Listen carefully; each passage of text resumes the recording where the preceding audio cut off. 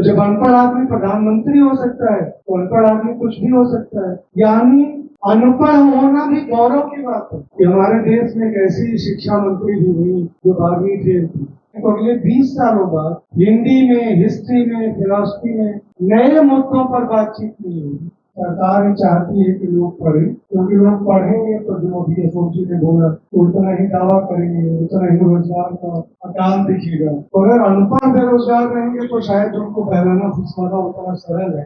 प्रजा पढ़ी लिखी होगी तो वो राजा को बैठने नहीं देगी कि आप पीएचडी कर लीजिए लेकिन आप अध्यापक नहीं होते, तो पीएचडी क्यों करनी। कुल मिलाकर आपको वहां पहुंचाएंगे जहां पर आप उस दिशा में जाएं कि आप हथौड़ा चलाएं। सरकार के दायरे में पहली बात तो बहुत साफ है, वो नहीं चाहती है कि लोग पढ़ें। हमको अगर इस बात का भ्रम हो कि सरकार चाहती है कि लोग पढ़ें, क्योंकि लोग पढ़ेंगे तो जो भी एसओजी ने बोला तो उतना ही दावा करेंगे, उतना ही रोजगार का अकाल दिखेगा। तो अगर अनपढ़ बेरोजगार रहेंगे तो शायद उनको बहलाना फुसलाना उतना सरल है। लेकिन पढ़े लिखे बेरोजगार प्रश्न भी कर सकते हैं, वो प्रश्न की तरह दिखते भी। इसको किस तरह से मैनेज किया जाता है, अगर इसकी तकनीक हम समझ लें तो थोड़ा आपको समझ में आएगा। प्रधानमंत्री जी स्वयं कहते हैं कि मैं अनपढ़ हूँ, और इस बात को राष्ट्रीय स्तर पर क्लैरिफाई किया जाता है कि हमारे देश को एक अनपढ़ प्रधानमंत्री भी चला सकता है। तो जब अनपढ़ आदमी प्रधानमंत्री हो सकता है तो अनपढ़ आदमी कुछ भी हो सकता है। यानी अनपढ़ होना भी गौरव की बात है। अगला अगर उनका ही दूसरा विन्यास आप समझें कि मैंने जवानी में 35 साल भीख मांग कर गुजारे, तो जब 35 साल एक प्रधानमंत्री भीख मांग के गुजार सकता है तो तुम भीख मांग करके क्यों नहीं गुजार सकते। यानी तुम अनपढ़ रहो, फिर तुम भीख मांगो, लेकिन एक दिन ऐसा आएगा कि तुम मेरे जैसे कुछ हो जाओ। इसको आप इतने पर ही मत समझिए, ये अकेला वक्त है। मैं कैंपस पर आऊंगा, मैं विश्वविद्यालय परिसर पर आऊंगा, लेकिन उन विश्वविद्यालयों की आवश्यकता ही क्या है।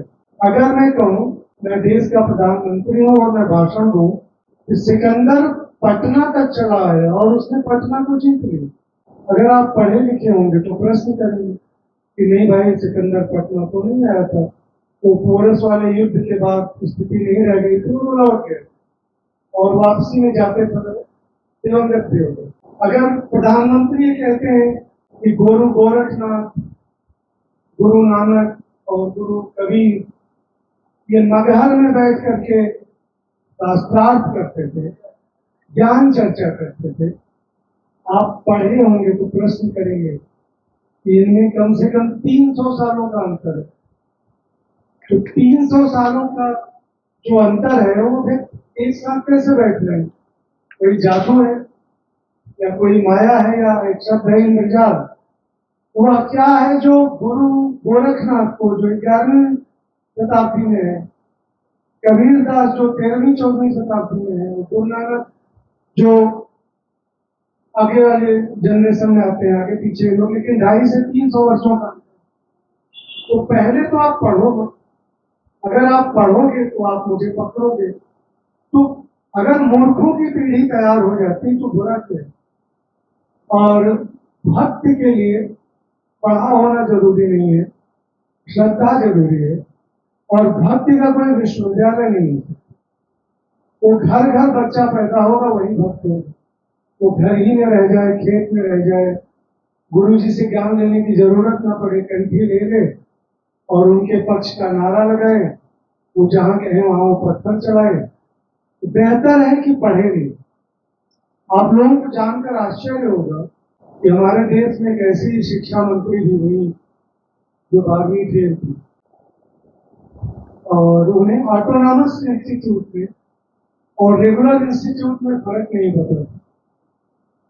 और जब एक बार उन्होंने कुलपतियों की मीटिंग की, उनका नाम नहीं लूंगा, मेरी इंडस्ट्री एक है, कभी भेंट होती है तो थोड़ा बुरा लगेगा कि मुझे बदनाम क्यों कर रहे हो। उनको ये नहीं बताया कि कितने तरह की संस्थाएं हैं देश में जो शिक्षा में काम कर रही है।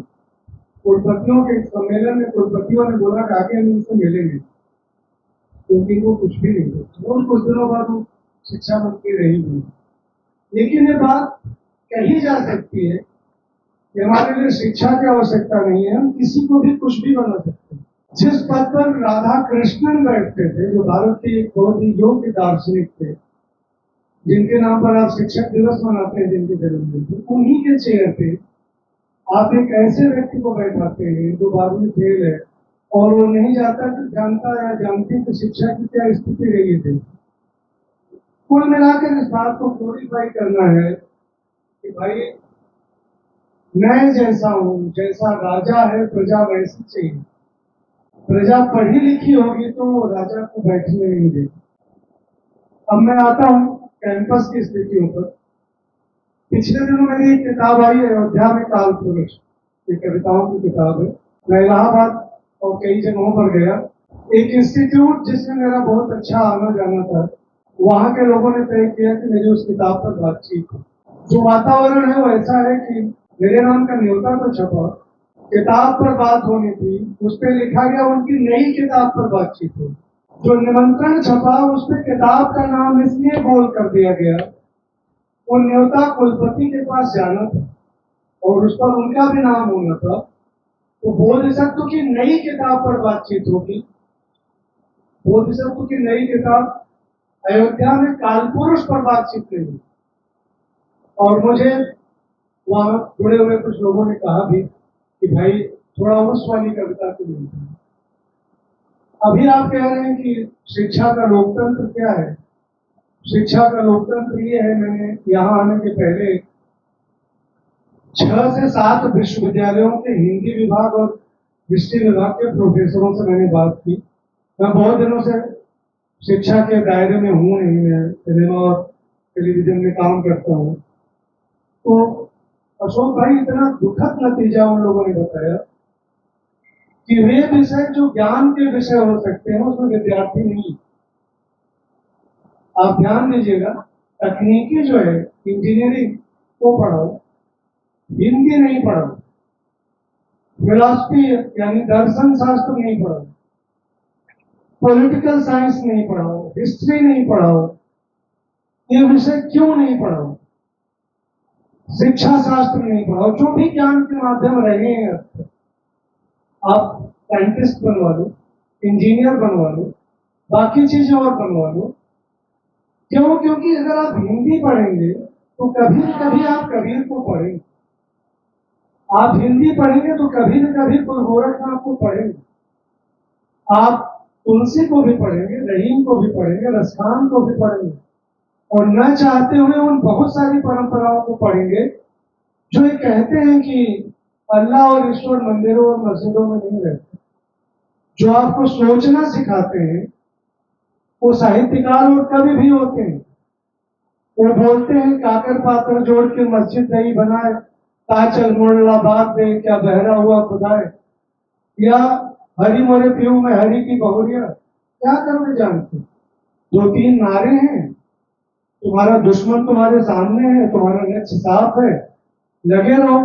15 लाख और 15 करोड़ का वादे और उस वादे के बीच में चल रही है दुनिया। इलाहाबाद विश्वविद्यालय में 40% से अधिक बच्चों ने बीए में हिंदी और हिस्ट्री लेना बंद कर दिया। अब आप अंदाजा लगाइए कि जब बीए में बच्चा हिंदी और हिस्ट्री नहीं लेगा तो एमए में भी नहीं लेगा, एमए में नहीं लेगा तो पीएचडी नहीं करेगा। आप अगर इस आंकड़े से जोड़ते हैं तो अगले 20 सालों बाद हिंदी में, हिस्ट्री में, फिलॉसफी में नए मुद्दों पर बातचीत नहीं होगी। और रिसर्च को सबसे ज्यादा अनुपयोगी इस तरह बनाओ कि आप पीएचडी कर लीजिए लेकिन आप अध्यापक नहीं होते हैं। तो पीएचडी क्यों करना? तो फिर एमए ही क्यों करना? फिर बीए में हिंदी क्यों पढ़ना? कुल मिलाकर आपको वहां पहुंचाएंगे जहां पर आप उस दिशा में जाएं कि आप हथौड़ा चलाएं, आप कुंद जहन होकर बैठे, आपकी जो विज्ञता है, आपकी जो प्रज्ञा है, जो आपका ज्ञान है, आपको उससे बरी कर दिया। क्योंकि आप पढ़ेंगे तो आप सब कुछ पढ़ेंगे। कैसा भी खराब पाठ्यक्रम बनेगा, आप उससे परंपरा को नहीं हटा सकते। आप प्रेमचंद को नहीं पढ़ाएंगे, हो सकता है गुलशन नंदा का ही कोई उपन्यास सोचना सिखा दे, फिर आप क्या करेंगे? तो बेहतर है कि पढ़ो ही मत। इसके अलावा जो बात अशोक जी ने कही है, उसको कैंपस के दायरे में ऐसे लीजिए कि सेमिनार में आने के लिए अध्यापकों छोड़ दीजिए, जो प्रवक्ता आ रहे हैं उनकी केवाईसी ली जा रही है कि कहाँ से जुड़े हुए हैं, इन्होंने पीएचडी किसके अंदर में किया, इनका विषय क्या है, ये अब तक कहाँ भाषण देते रहे हैं। मैं यहाँ बोल सकता हूँ, पिछले दिनों में दूरदर्शन का एक सीरियल में मैं सलाहकार था, जो महोदय थे उस समय डायरेक्टर वो इलाहाबाद के अफसर थे। बातचीत में मैंने उत्साह में बताया कि मैं तो इलाहाबाद का हूँ, मैं बड़ा खुश हुआ। एक इलाहाबादी दूसरे इलाहाबादी से मिल रहा है, मुझे लगा बढ़िया है भाई, अच्छा है। 2 शाम के बाद मेरे प्रोड्यूसर का मुझे फोन आया कि आप वो किसान आंदोलन पर कुछ लिखे थे। मेरा परिचय देने से वो वहां तक पहुंचे जहां मेरी पोस्ट थी, जिसमें मैंने लिखा था कि रावण की लंका को ट्रैक्टरों से घेर दो। अभी उस एक बात की वजह से, उस चलते हुए प्रोजेक्ट से मैं बाहर हो गया। तो न उनको ज्ञान का मंदिर इलाहाबाद से जुड़ा आदमी चाहिए, न उनको इस तरह का आदमी चाहिए जो किसानों और ट्रैक्टर की बात करे। उनको वो चाहिए जो वो चाहते हैं। अगर वो नहीं चाहते हैं तो फिर नहीं होगा। एक बात अभी यहाँ पर, एक 2 बातें और हैं जिनको मैं कहना चाहूंगा, क्योंकि बहुत सारा कुछ कहा जा चुका है। बीएचयू में प्रोफेसर होते थे विजय पाल सिंह, बड़े ही एक तरह से क्या कहेंगे, बहुत अलोकप्रिय अध्यापक। उस समय के हिसाब से वो कम पढ़े लिखे माने जाते थे, लेकिन आज हम देखते हैं तो बहुत पढ़े लिखे थे, क्योंकि वो उस पक्ष से आते थे जिसमें हिंदुत्व का विचार पहले से रहा हो, जो प्रतिक्रियावादी पहले से रहे हो, जो थोड़े जातिवादी रहे हो।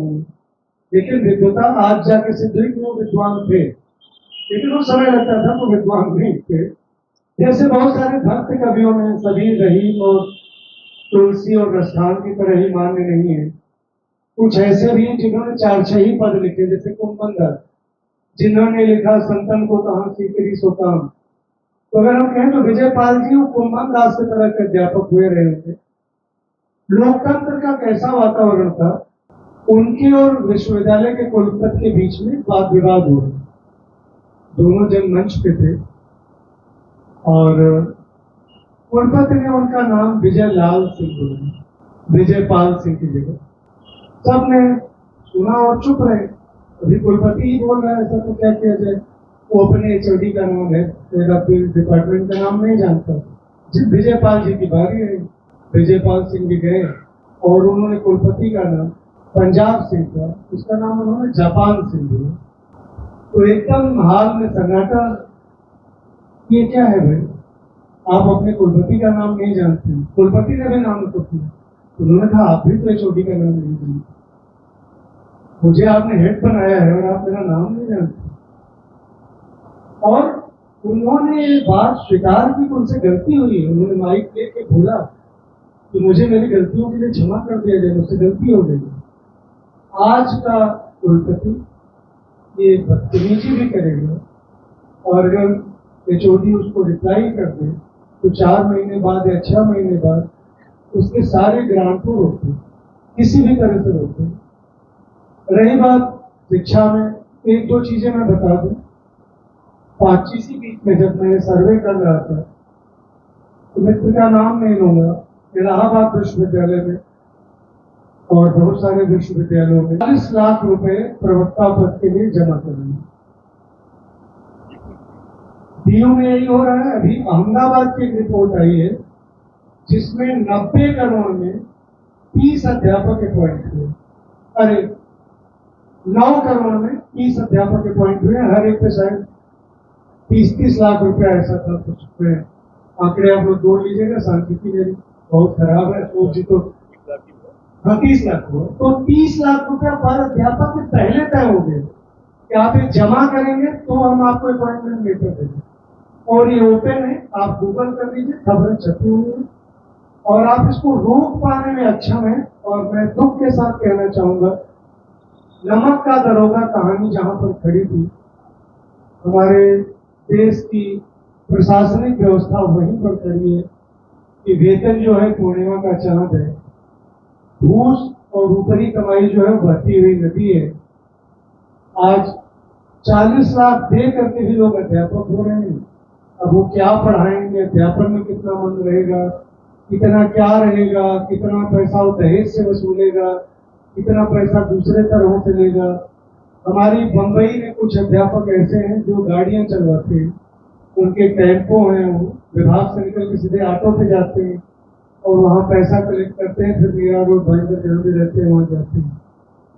तो कुल मिलाकर के आज कैंपस और उसकी शिक्षा नीति वहां पर पहुंच गई है कि अगर आप नहीं पढ़े तो कोई आपके बच्चे को कहने नहीं आएगा कि बच्चे को स्कूल भेजो।